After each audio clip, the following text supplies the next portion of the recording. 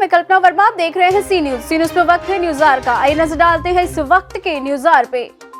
लुधियाना के जहांगीरपुर इलाके में कांग्रेस के इंटक मजदूर पंजाब प्रधान फिरोज मास्टर की अगुवाई में एक विशेष मीटिंग रखी गई, जिसमें फिरोज मास्टर का कहना था कि मोदी सरकार सिर्फ बड़े बड़े घोषणा और वादे कर सकती है और विकास के नाम पर लोगों को बेवकूफ बनाया जा रहा है।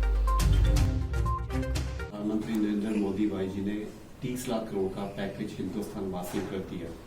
क्या कहना चाहते हो, किस किस के बारे, इसको किसका फायदा होगा इस वजह?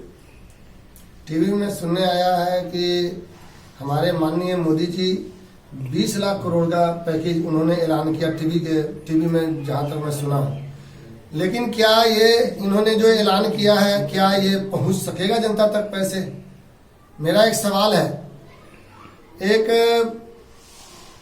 मुस्लिम उद्योगपति ने 1,43,000 करोड़ रुपया उनको प्रधानमंत्री राहत कोष में दिया। अगर पूरे देश में 125 करोड़ देशवासियों को एक एक आदमी के घर में अगर खाते में डाला जाता, 1 लाख प्लस उसके खाते में चला जाता, आज हमारे देश के सभी नागरिक लोग खुश होते हैं और प्रधानमंत्री की जय जयकार करते हैं। लेकिन वो पैसा किधर गया? आज ये इन्होंने जो ऐलान किया है, ये सब फोकस है देश की जनता के बीच में, जो है गुमराह देश की जनता को कर रहा है, सिर्फ हाईलाइट होने के लिए कि मैंने ये ऐलान कर दिया। पर दो तो सही, आप किसी मुख्यमंत्री को नहीं दो, सारे जनता का अकाउंट बैंक में सबको पता है क्या क्या है, आधार कार्ड से लिंक है, आप सबके अकाउंट में डलवा दे। कुछ नहीं दे, अरे 20-20 हजार तो दे दे। 15-15 लाख रुपया ऐलान किए थे आप कि हम देंगे, लेकिन वो नहीं दिए तो 15,000 दे दीजिए। 20,000 नहीं देना, 15,000 दे दीजिए, जनता खुश हो जाएगी। आप सिर्फ ऐलान कर सकते हैं। मुझे उम्मीद नहीं है सर कि वो देंगे। अगर देंगे तो फिरोज मास्टर 10 बार उनको सैल्यूट करेंगे। दूसरी बार इसी मुद्दे पर कहा नीरव मोदी पर पूरा शिकंजा कसा जा रहा, भारत सरकार की तरफ से लंदन से उनको वापस लाने, प्रत्यार्पण करने के लिए। क्या लगता है वो ऐसे भगोड़ों के लिए भारत में जगह बन सकती है, वो पैसा वापस मिल सकेगा? सर पहले ये बात कहना चाहूंगा, 2014 में हमारे नरेंद्र मोदी जी ने सरकार बनाया बीजेपी के। इससे पहले भी 2 बार सरकार बनाया बीजेपी के, और आदरणीय माननीय अटल बिहारी जी के नेतृत्व में बना। उस समय देश का ग्रोथ बहुत ही अच्छा था और उन्होंने बहुत ही अच्छा से देश को संबोधित किया, चलाया और राष्ट्र हित की बात हमेशा की है। लेकिन मैं एक बात कहना चाहता हूँ, आज माननीय अटल बिहारी जी के नाम पर नरेंद्र मोदी 2014 में देश के प्रधानमंत्री बने। लेकिन मैं ये जानना चाहता हूँ, जब से वो बने आज देश का ग्रोथ किधर है? देश की जनता के अंदर में क्या है? एक दूसरे में खलबली मचा हुआ है। 2-3 ऐसे कास्ट है, मुस्लिम, दलित, सरदार से तो कोई मुंह लगा नहीं सकता, क्योंकि वो तो इल्गार है। एक बार निकालेगा वाहेगुरु का खालसा, वाहेगुरु जी के पते चढ़ दे पट्टे वाला हिसाब कर देगा वो, तो उससे मुंह लगाएगा नहीं। तो ये 2 समुदाय एक ऐसे हैं, मुस्लिम और दलित, जिनके ऊपर ये हावी है। ये लोग अपने घर से निकलने से भी डरते हैं सर, इनके नेतृत्व में। क्या लगता है आपको मोदी सरकार भगवा सरकार जैसे के नाम से जानी जाने लगी, थोड़े अल्पसंख्यकों पर ये थोड़ा कुछ उनको दबाने की कोशिश कर रही है? बिल्कुल सर, आप हमारे मीडिया है, आपसे बेहतर हम भी नहीं जानते हैं। आपको देश के जरे का पता है, हर चीज का पता है। हम तो एक छोटा सा कार्यकर्ता है, पंजाब स्टेट का सेक्रेटरी, हौजरी लेवल प्रधान हूँ राष्ट्रीय मजदूर कांग्रेस इंटर का।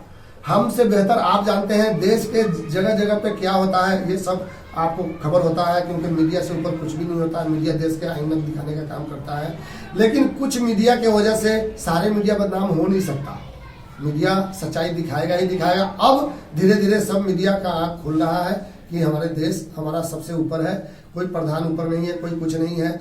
आपको ये जानकारी होना चाहिए कि देश का संविधान सबसे ऊपर है। संविधान के अनुसार इमरजेंसी लगा था, उस समय इंदिरा गांधी को जो है जेल के अंदर में डाल दिया गया था, उस समय वो प्रधानमंत्री थे।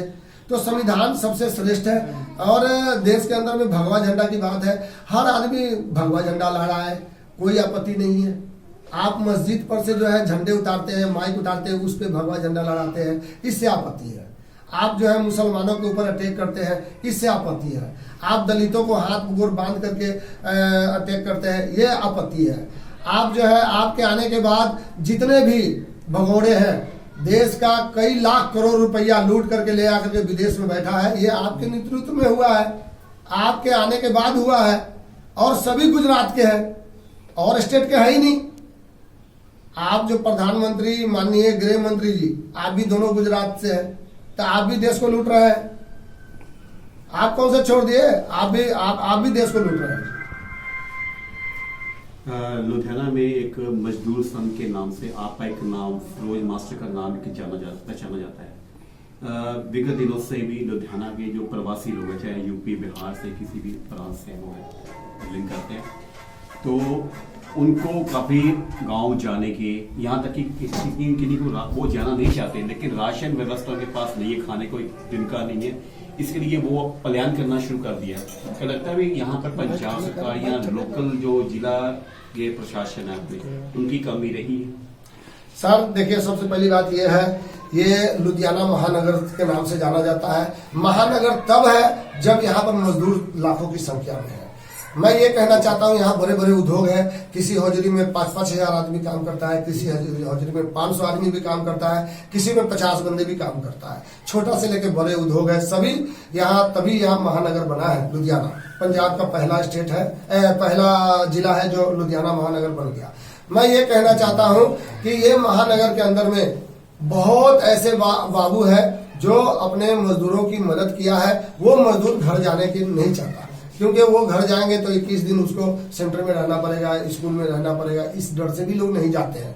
लेकिन उसको बाबू मदद कर रहे हैं। बहुत ऐसे बाबू है, जैसे कुछ का नाम गिनाना चाहता हूँ। एक वीर हौजरी हो गया, दुआ हौजरी हो गया, मिनी किंग हौजरी हो गया, क्या कहते हैं, मीनू बाबू का एक हौजरी हो गया, इस्माइल हौजरी हो गया, अमरसन हौजरी हो गया संजय बाबू का। इसमें 33 साल से लोग काम कर रहे हैं।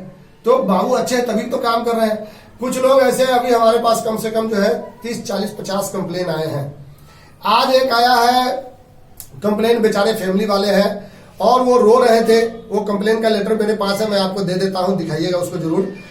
डायना हौजरी काकोवाल रोड, वो लेबर को धक्के मार के बाहर निकाल रहे हैं। लेबर के साथ शोषण कर रहे हैं। लेबर को कहते हैं कि मैं पैसे नहीं दूंगा, लॉकडाउन खुलेगा तब दूंगा। काहे का बाबू है यार। एक तो लेबर को राशन वितरण में बहुत ज्यादा सब परेशानी हो रही है। आज मजदूर को अगर राशन वितरण सही ढंग से होता तो आज मजदूर जाने के बारे में नहीं सोचता।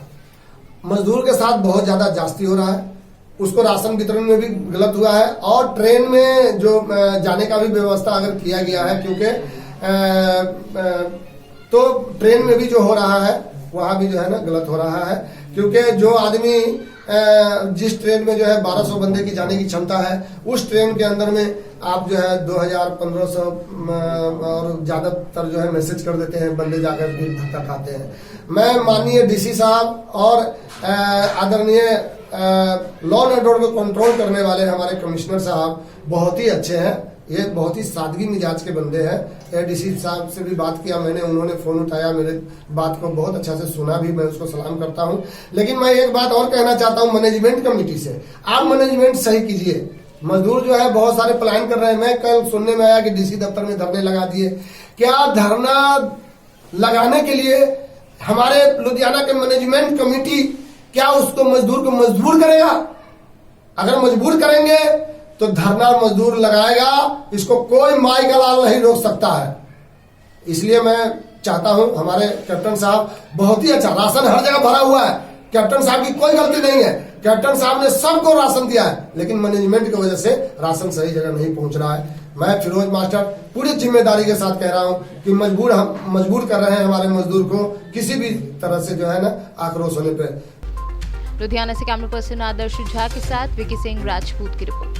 इस वक्त के न्यूज आवर में फिलहाल इतना ही। बाकी देश और प्रदेश की तमाम बड़ी खबरों के लिए बने रहिए सी न्यूज के साथ। हर खबर आपके साथ, आपके हाथ।